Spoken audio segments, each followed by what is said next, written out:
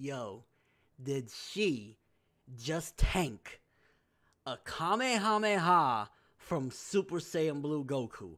I am fucking done. This episode of Dragon Ball Super, 100 episodes. Before we jump into talking about the events of the episode, we gotta give one of these 100 episodes Dragon Ball Super going strong.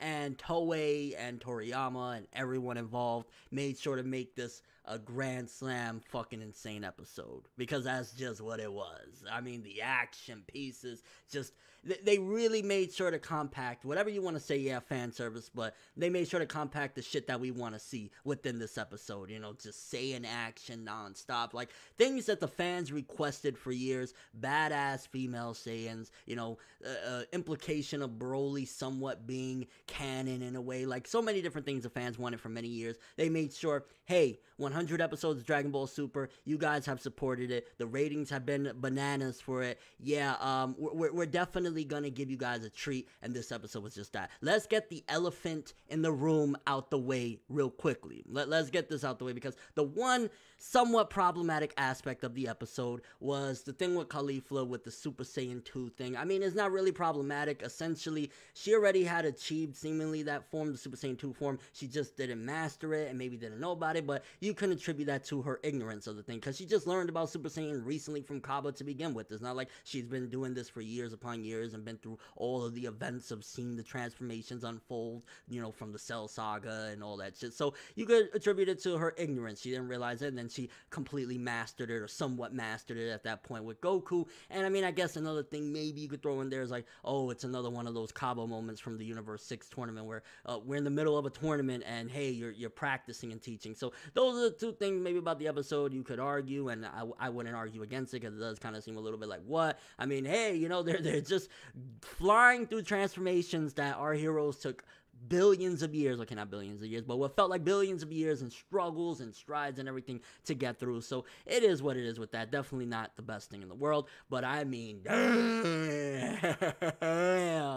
For starters, Kaba, gotta give a little praise to him too, because Kaba, we always say like, yo, he's just kind of like, he reminds us of Vegeta's brother, and he's just kind of like a scrub, but he was taking motherfuckers out as he's approaching Vegeta, and he's like, yo, even though you my master, you my sensei, let's throw some hands as well. So gotta give it up to Kaba, but also you gotta look at it like, yo, Universe 6 is really trying to jump Vegeta. You got Magetta, Botamo, and then now you even got Kaba. Like, bro, can a motherfucker breathe? You know what I'm saying? Can a motherfucker breathe? Is what I felt with those scenes. But then, cutting back to the Goku and Caulifla stuff. Oh, I mean, y'all already know if y'all watch me, y'all follow me, and if you don't watch me and follow me, you probably should, because Caulifla, the Bay of all bays. Don't get me wrong, Kale was insane, literally and figuratively, in this episode. I mean, she made the episode what it was, and it kind of reminds me of, I forget the name of it already because it's been so long, but there's a fan-made manga or comic of this tournament, Universal Tournament, that's been out for many years now, Dragon Ball Z or whatever. It kind of reminded me of that with Kale in this episode, but Caulifla just throwing hands with Goku. Now, granted, it's a powered-down Goku. It's just Goku in his Super Saiyan form, and then he went Super Saiyan 2 or whatever, but it was still nice to see. I ain't gonna lie, it was some really cool action. The art was a little wonky here or there, but it was still some fucking epic shit. I was loving it. I was like, for every DBZ fan that loved the action, for the people that praised Dragon Ball Z for the cool action, this episode delivered it, just with those moments. Now, Caulifla going into the buff form, which we got a little teaser of it a couple weeks ago where we saw the screenshot or whatever. It's like, oh, babe.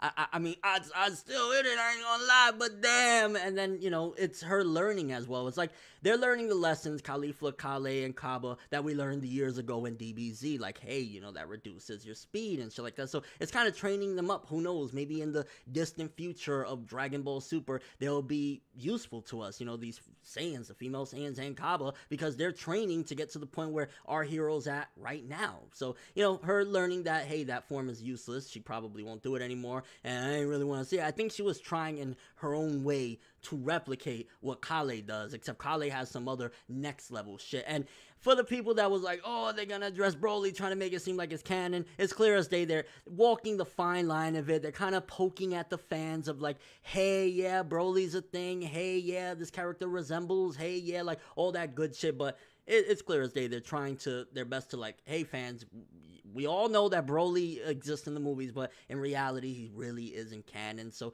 they're teetering that fine line. I mean, if Broly was canon, it would have been really cool to see this female Broly and, you know, the parallels between the two characters or whatever. But Broly's not canon. You know, we gotta accept that. It's a cool movie. I mean, a lot of people hate it. A lot of people love it. Whatever. I love it. You might hate it. Fine by me. Don't give a fuck. Whatever. It's your business. But it was still nice to see Kale, you know, going into that buff form. And then let's talk. Because Dragon Ball Super is doing things that Dragon Ball as a whole never really dove into that much. I mean, seeing a little bit of that lesbian love and shit, I was like, I'm all for it. When Kale was trying to throw that little pathetic blast, and then when she was snubbed by Caulifla, you knew it was all over. You knew it was all over. The scene. It really felt like a Dragon Ball Z episode. This episode right here felt like this could have been placed in Dragon Ball Z when the transformation was taking a minute of her just screaming, Son Goku! You know, they had to switch it up because Broly always said, Kakaroto! Kakaroto! So, you know, they had to switch it up a little bit. And again, that's them poking fun at the fans. Like, hey, Broly only said Kakarot. You know, this bitch is saying Son Goku. So, a little bit of them poking fun at the fans, which I ain't mad at, and just the transformation was fucking hype as fuck. But again, what I said earlier in this video, this monstrosity of a woman tanked a Super Saiyan Blue Goku's Kamehameha. What in the actual fuck? Because, I mean, Super Saiyan Blue, or the Super Saiyan God transformation in general, should be leaps and bounds ahead of whatever that is. I mean, Vegeta said maybe that's the true version of the Saiyan, kind of avoiding the legendary word, you know, the legendary Super Saiyan or whatever, but like, that shows that there's something to this form. I really hope at some given point they get into more details. It's just that the body is so tough that no matter what you do to it, or maybe it absorbs the energy or deflects energy that touches it, something, because like, how the fuck? It really reminded me, I mean, it was straight up like an homage to Broly, which Broly, I believe the Broly films as well are, if not the most, then one of the most popular films in all of DBZ. And it reminded me of some stuff that happened when Broly was tanking Kamehamehas, except, again, this is, you know, we always equated Broly's legendary transformation to, like, maybe that Super Saiyan 2 around there, but the bitch took a fucking Kamehameha. I'm still puzzled, like, that is fucking insane. Again, I absolutely love the episode. Having Hit's little commentary of like, yo, y'all waking some crazy shit, bro. Like, I loved it. I absolutely loved the episode. Again, was it perfect?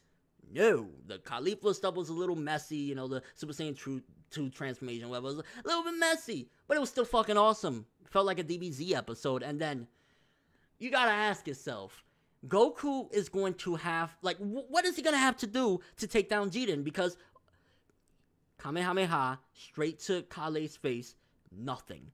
Jiren blows this bitch up, knocks her the fuck out of that transformation. So if that's the case, then it seems clear as day that the only way Goku is going to win is he's going to have to out-strategize Jiren. Out-strategize. Look, I'm fucking up on my words here. What am I doing right now? I'm crazy. This episode got me nuts.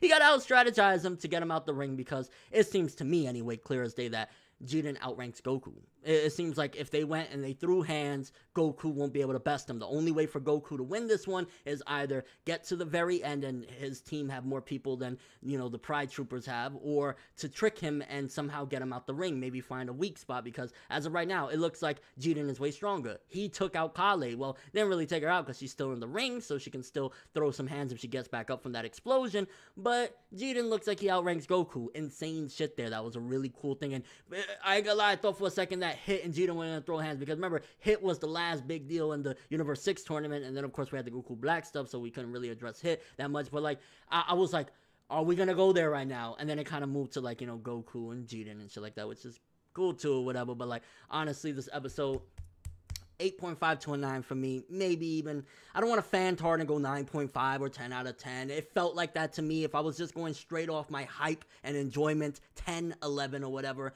The art was a little wonky here or there, and the Caulifla stuff was a little bit like, what? Kind of felt like it was slightly trying and teetering in the edge of plot hole. I mean, again, she's just ignorant to it. That's what she's ignorant. She doesn't understand it. She hasn't been around the Super Saiyan transformation long enough to know shit. So that's what I attribute it to. And I mean, the action, the insanity, the craziness. Really curious what you guys think. Do you believe for the 100th episode of Dragon Ball Super, they gave us something great? That they gave us a true present, like, yo, y'all stuck around 100 episodes, here's something insane. Personally, I loved it. I felt as though, man, like, if you're gonna do a 100th episode and do some crazy shit, this is how you do it. Female Broly fucking throwing blasts everywhere, people worried she's gonna kill somebody, like, that's how you do a 100th episode tribute to, you know, the fans, the series, and everything that Dragon Ball stands for. And your thoughts on it. What did you think of the Caulifla thing? Do you think it was messy? How did you feel about Kale's transformation? And what do you attribute her tanking a Super Saiyan Blue Kamehameha to the face and Jiren being able to take her out? Does that mean that Jiren truly is just in every which way over Goku? Seems that way to me, but yeah, I'm overall curious about you guys' thoughts. That's all I have for this one, though. Thanks for watching. Hope you enjoyed. If you liked anything I had to say or enjoyed the video, drop me a like. I'd greatly appreciate it. And if you want more from me, make sure to subscribe, follow me on Twitter, Instagram, and stalk my Facebook to get more when the video ends. I'm ForneverWorld, and as always, people, have an awesome day.